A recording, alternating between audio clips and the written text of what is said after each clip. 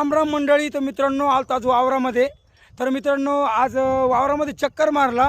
तर मित्रांनो सध्या माझ्या तर नाही पण माझ्या शेजारची माझी जे मित्राची कमुडी आहे मित्रांनो, तर त्या कमुडीमध्ये सध्या गुडघे एवढं पाणी. का मामा बरोबर आहे की नाही? गुडघे एवढं पाणी आहे.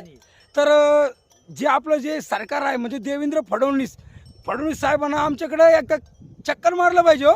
आमच्या वावरात चक्कर मारलं पाहिजे, बघितलं पाहिजे की आमच्या वावरात किती पाणी. का मामा? पाणी डबडब पाणी सरकारला कळलं पाहिजे. अरे सोन्याचा भाव जर तुम्ही 1,11,000 रुपये तोळा करू शकता, तर मग कपासचा भाव तुम्ही मिनिमम 10 ते 12,000 रुपये क्विंटल तर केलं पाहिजे ना. बरोबर की नाही मामा? अरे हे जरा सोन्याचा भाव जरा 20 पटीने वाढू राहिले, तर मग तुम्ही शेतकऱ्याचा मालाचा भाव वाढा ना 2-3 पटीना. बरोबर की नाही? आता हे मामा जुने, यांना सगळ्या काही गोष्टी माहिती आहे. तुम्ही बघू शकता सध्या 2-3 दिवसापासून भयंकर पाऊस चालू आहे. सारखी सुद्धा झोपले, पुऱ्या सारख्या झोपल्या. सोयाबीनचा कार्यक्रम झाला, सगळं मालाची नुकसान होऊ राहिली. नाही का? तर सरकारने याची नुकसान भरपाई तर दिली पाहिजे. बरोबर की नाही? सरकारनं नुकसान भरपाई का द्यायला पाहिजे?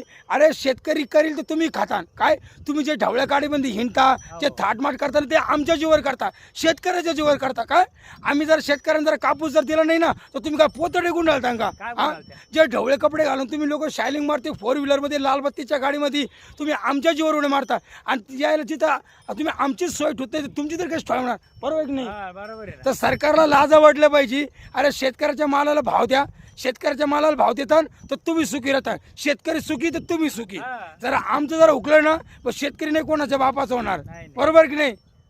पटकन हा व्हिडिओ फक्त शेअर करा, लाईक कमेंट जाऊन द्या. वर आल तिकडं. राम राम.